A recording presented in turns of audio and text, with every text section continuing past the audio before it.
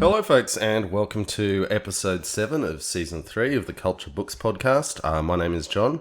I'm joined by Sheridan. And we are exploring the Ian Banks book, Use of Weapons. What's the name of this chapter, Sheridan? Ooh, it is chapter 11. XI. XI. Yep. So for those who haven't had the pleasure before, the concept we're exploring here is that you read a chapter of Ian M. Banks's book, and then you listen to us talk about it. So if this is your first time listening, you're on the wrong podcast. You need to download another episode. Or just start at chapter XI. That would be a very confusing read. It's already pretty confusing. It's very confusing. So, Sheridan, what do we do now? Now you have 30 seconds to recap what's happened in the book so far. And there's a timer that starts in 3, 2, 1.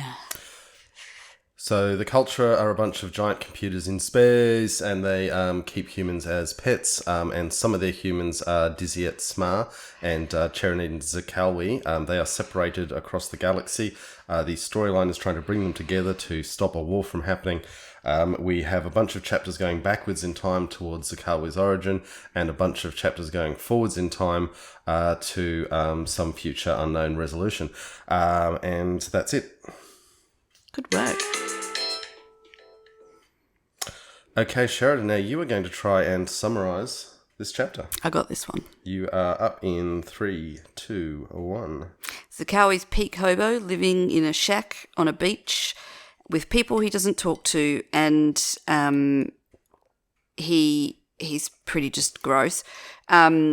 He still bangs this woman though, and there's a girl in a shop with a pet bird who seems to really, really like him. But when she turns up dead, the whole town sort of comes at him with like pitchforks, like something out of a movie.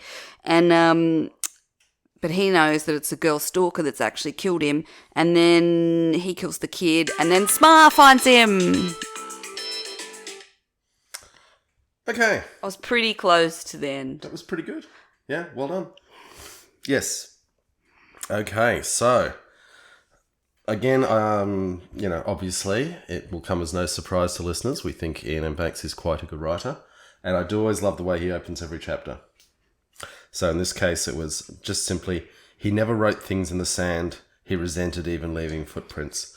Sand can exist without beaches, but in our Western mindsets, we're always, like in the desert. Yeah. Oh. But we always think when we hear sand, we think, oh, it's beach. Yeah. That is pretty, that's like a cultural bias I've never even thought of. Yeah, so that's the sound of a chiming clock in the background there. That's something for you all to enjoy. You're going to hear that every 15 minutes. We've changed recording locations, and I don't think John thought of that when he moved here. That's fine. Adds a bit of colour. Okay. Oh, by the way, it is the 27th of August 2023, just in case we make any references to things in the news that... At 3 p.m. Yes. Dong, dong, dong. Yes, I hope that clock actually came through. Otherwise, the audience are really going to wonder what we're talking about. So, Zakalwe's living on the beach. I really liked the depiction of this society where everyone just moves around in their vehicles all the time. It really felt like a future vision of Florida to me. Yeah, that's true. And when you think that Banks was writing this in the 80s, the American trailer park lifestyle was still only really beginning to form. Yeah. So he definitely saw something coming there. I love the description of the locals looking at Zakalwe with his shack that doesn't have wheels, and they were fascinated, if also slightly repelled, by the strangeness of living in something that was dug into the ground. Something that could not move. They would stare at the line where the wooden tar paper met the sand and shake their heads, walking right around the small skewed hut as if looking for the wheels. Yeah.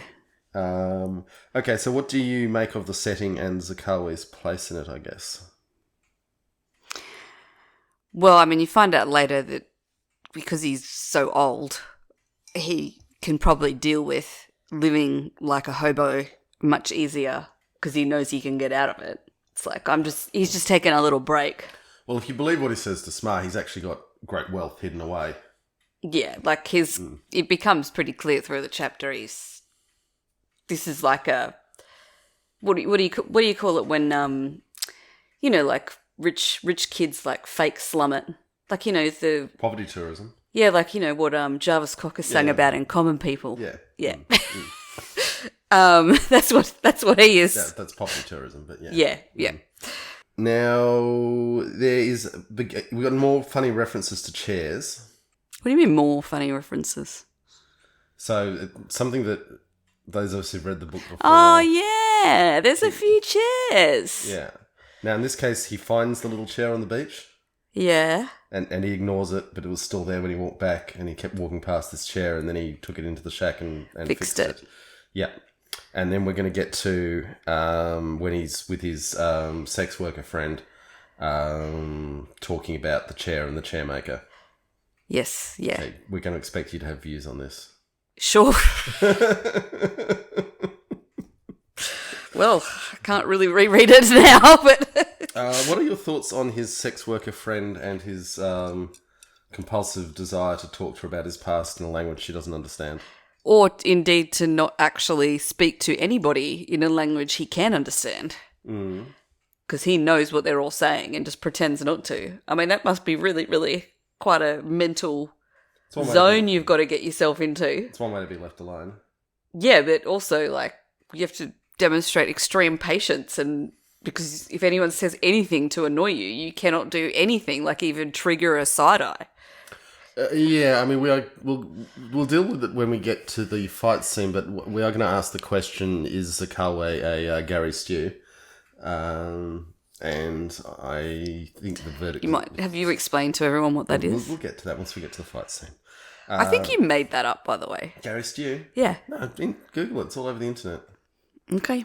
Because... Yeah, there goes that one. It comes from men often accused, particularly female characters written in fan fiction, of being Mary Sue's. Because Mary Sue does this and Mary Sue can do that and Mary Sue's better than everything. And it's a thing women have taken up to criticise male heroism in fiction. Well, I know what a Mary Sue is. Oh, you're saying you've taken up a feminist perspective. Right, Yes. wow, go you. Look at you. Woo. Get your woke card out, chuck another button off. Anyway, what did you ask me? What do I think of the sex worker? Well, I mean, she's a sex worker. She's rooting a hobo. At least she seems to enjoy talking to him. I don't know why, though, because his shack seems disgusting. Yeah, but I mean, obviously he's still an incredibly handsome, young-looking man. I mean, the way that the shopkeeper's daughter falls for him, he must be, bloody good-looking for, her to decide to... So you think it's a case of, like, when you play homeless or hipster? Yeah. Yeah, right. He's got to have that going on. I mean, as it is, this is part of my Gary Stu question, is how magnetically attractive can a hobo who lives in the dunes be that a young woman with options in life decides she's going to risk it all to chase him? True. I mean, earlier normally you've got to make some effort to get a woman too that interested in you. Earlier in the chapter, it says that he's man-scented hut, and I thought that sounded really gross. But maybe it's meant to be hot. I don't think it's the smell of the hut that's got her wanting. I mean, he can't be smelling that bad if it's a young woman. But when I first read man-scented, I thought like, oh yeah, and like sounds like, because I think there's references to it rotting. And you just imagine this dude bed rotting, which is a contemporary term, so I'm glad you put the date in. And a bit gross, but maybe it's kind of meant to be a bit like pheromones and manly and masculine, maybe, I guess. Yeah. What do you think about all these funny little references to the culture in the way he's describing it to this woman? The wizards. Who do you think? Do you think the wizards are the mines? No, saying where everyone was a wizard and nobody ever had terrible choices to make and guilt was almost unknown and poverty and degradation were things you had to teach children about to let them understand how fortunate they were and where no hearts broke. Now, that kind of sounds... I mean, I've never enjoyed having my heart broken, but at the same time, I don't necessarily want to live in a world where that's impossible. He describes himself as a warrior too, which is a little arrogant. The man who worked, he's definitely been a warrior, who worked for the wizards doing things they could or would not bring themselves to do, and eventually would work for them no more. And then it talks about the burden he would not admit to, and even the wizards had not discovered. So who are these children that play together in the garden? Yes, you're going to learn more about them. This is where the Livuetta character comes in. Yes. Sorry, that was a bit spoiling, but yes, I'm going to give you that one. And then we get this whole business of, the children playing and the war, and the man did lose the girl from his heart, and the girl was long gone down to the land of dreams. And then we get, this is some deep foreshadowing for us here. Sometimes he would whisper to her about a great warship, a great metal warship, becalmed in stone, but still dreadful and awful and potent, and about the two sisters who were the balance of that warship's fate, and about their own fates, and about the chair and the chair maker. Well, I just assumed the chair and the chair maker was him. Interesting. But that's probably because I hadn't thought so much about the chairs at this point. How can he be both a chair and a chair maker? Oh, sorry. I assumed the chair was the chair on the beach and he was the chair maker.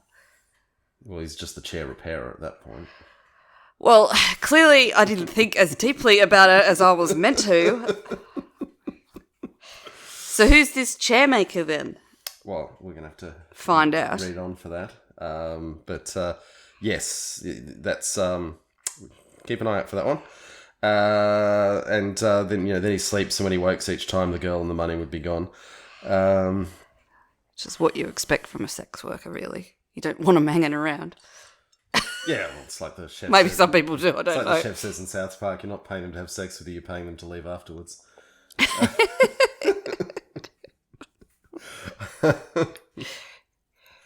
So then he dominates the young man who's shouting at him to stay away from the girl. Yeah, I actually was, to be honest with you, now when I read this, I was like, why would this girl be interested in him? But you've put a bit of a different spin on it. It'd be like, I don't know, I can't think of a movie example, but I'm thinking like George Clooney playing a beachcomber or something like that. Maybe a young George Clooney, not quite George Clooney today. Yeah. Okay.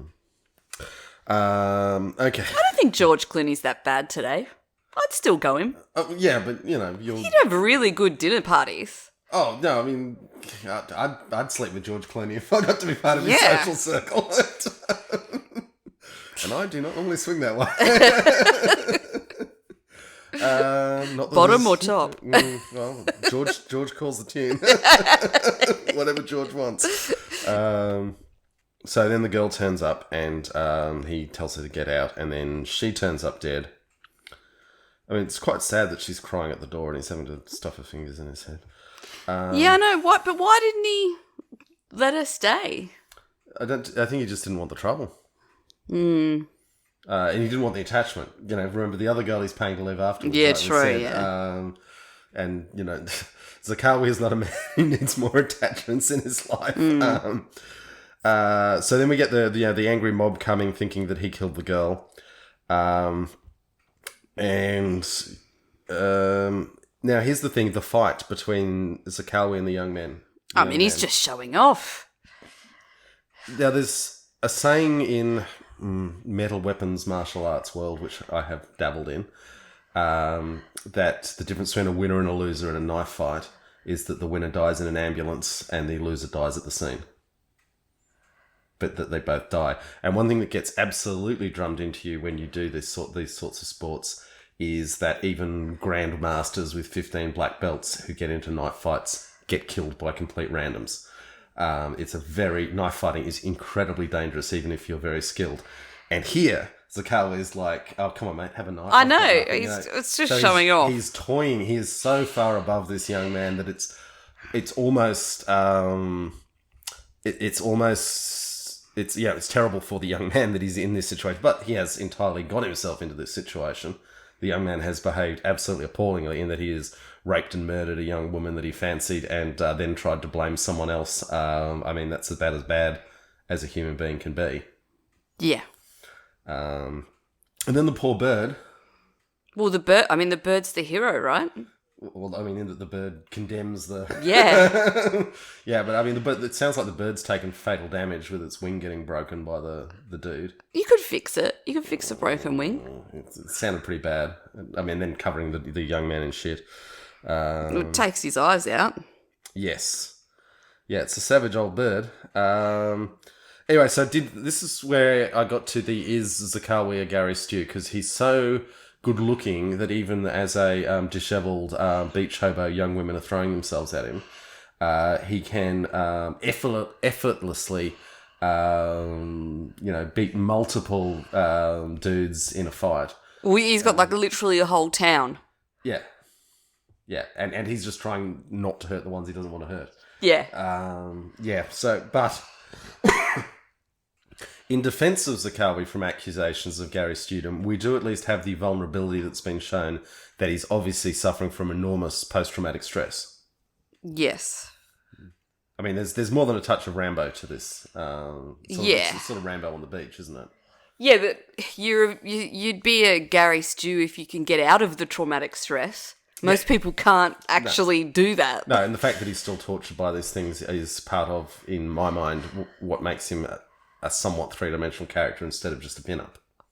Well, I mean, the other thing too, which I assume hadn't been revealed before, but, I have a tendency to forget things, is this the first time you find out that the whole body is new? They've talked about it before. Giving him new bodies. But that explains why he's so old but looks young. Yes. Which had not actually been overtly stated before. Well, the culture can do pretty much anything it wants to. Yeah, but it usually only does that for itself. He is part of the culture. No, he's not. Yeah. He's been recruited as an external. He's not. It doesn't have like culture DNA. Well, there's no such thing as culture DNA, but he's had all the. But I thought like Smar he can gland all the drugs, and he's got the extra heart and all that sort of thing. But aren't they all born like that? No, it's all just engineered in. Well, hang on, no. But in the one of the other books, they talked about like one of the characters' mother was culture. Yeah. And when you're not got two culture parents, you're not fully culture. Well, we'll just let the clock chime out there. That's in the case of they had left the culture. If they'd stayed in the culture, anyone can be part of the culture if they want to be, and they can get to it.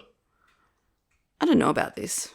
Anyway, this will get explored at greater length. But yes, we have learnt some things about... And in here too, they do say, like, basically giving him the body was like, that was like a really full-on payment.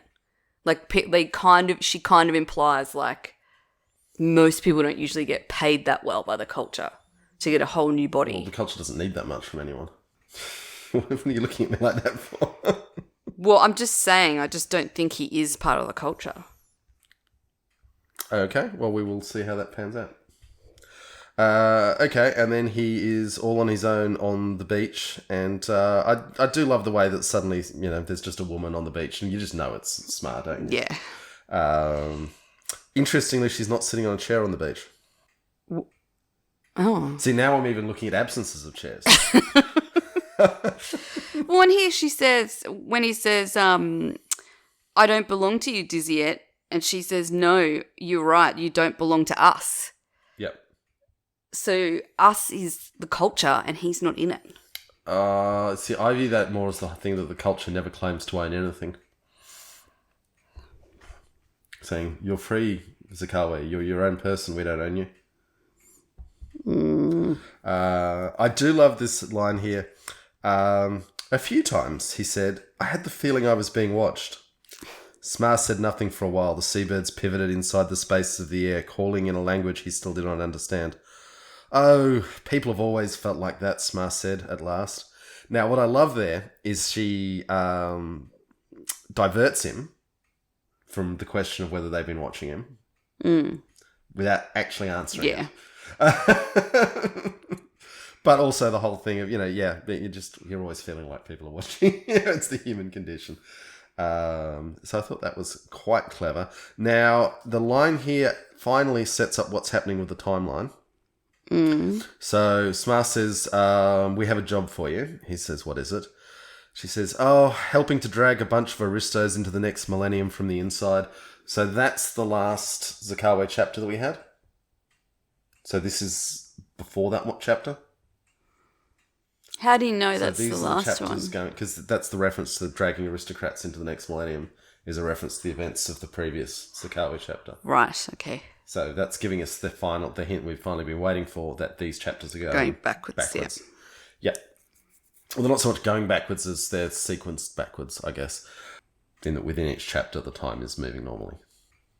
Sheridan's mind's just exploded. Hang on, they're going forwards though. Within the space of the chapter, the narrative moves forward. No, but then, if they're going backwards, how are we going to make Livuetta? Well, going backwards to when he knew Livuetta. Yeah, but what about the rescue? Like, that's the other chapters that are written the other way. Well, so you're never going to find out if he finds her again. You might find that in the other set of chapters. Oh, right. So okay. Yeah, right. Okay. Whew. Well, glad we sorted that out. Interesting. Trust me, when we get to the end, this whole Smar saying we found Livuetta, it's like, really? And, Zakalwe's like, really? And he's like, you sure? Yes, we're sure. So, you're laughing at something that has no meaning to me. yeah, sorry. I can't join you. Mm-hmm. Okay, and that kind of brings us to the end of the chapter with him agreeing to go off and do more culture stuff. So we've certainly got the sense now that he's dipping in and out of working. Well, you've got to remember, you've got the broader culture, and then you've got special circumstances, which is a sub-branch of contact. So it's like onion rings here. Yeah, but I So still he think works you with have. special circumstances. Yeah, but he's not in the culture. I mean, by this point, he's been living as part of the culture and doing work for the culture for decades. I just don't think he's in the culture. Okay. All right, well, you can think that. I think you've got to be born into it. Okay. You definitely don't have to be born. I'm into going to the culture. Google it. Sure, you can. See, I can't Google anything usually because it gives me spoilers, but now I feel like I've started to read enough that I'm going to check it. Sure, you can do that, but you do not have to be born into the culture. 100%. Maybe I could do Google it now. You can choose to be part of the culture. Do you have a favourite character in this chapter? The bird. The bird is your favourite chapter? Yeah. Because it squawks and it shits on people. Yeah. Okay. And I sort of felt sorry for it. I mean, I don't know what its life like was with that girl. She'd clipped its wings. Yeah, he did a good job of giving an outsider's perspective on just how barbaric wing clipping is. Yeah. Yep. Okay. Well, thank you everyone for listening. We appreciate it. And Sheridan's just Googling whether how you go about applying for membership of the culture. It's not coming up immediately obvious. Okay. Gosh, did you know Ian M. Banks only died at 59? Yes, I'm painfully aware of that. Wow. Your own mortality bearing down there. Wow, that's something to think about. Yeah. Have a party at 59. I've outlived Ian Banks. Also, since the last episode, the show Good Omens, season 2 of Good Omens, had a really strong feature of Ian Banks's book, The Crow Road, which is not a culture book, but it was still really awesome of Neil Gaiman to put that little tribute in there, I thought. So, don't know if we've got any listeners out of it. Here's hoping. Okay, Sheridan, have you got anything you want to say before we wrap? No, I thought this was a very cinematic chapter. Yep. Well, set on the beach, the angry mobs with torches. And... I think they could make a movie out of this book more than the others. Yeah, people would really struggle with the chapter structure, though. No, you wouldn't be able to. Well, actually, no, because there's heaps of ways you can do that in movies. It's like a really common technique in movies. Yeah, but continuous series of flashbacks. I'm not saying you do it, but no one structures a movie exactly like the chapters. No, it would be. Wait till we get to the end, and never say anything's unfilmable. Obviously, Zack Snyder managed to make Watchmen, even though he missed most of the most important points. But he made a movie out of Watchmen. He did, yeah. Yeah. Okay. Thanks, folks, and hopefully we will be back in a week or less. But you never do know what's going to happen with Sheridan's crazy scheduling. So I somehow get blamed for everything. Only the delays in the podcast. All right, and thank you. Thanks.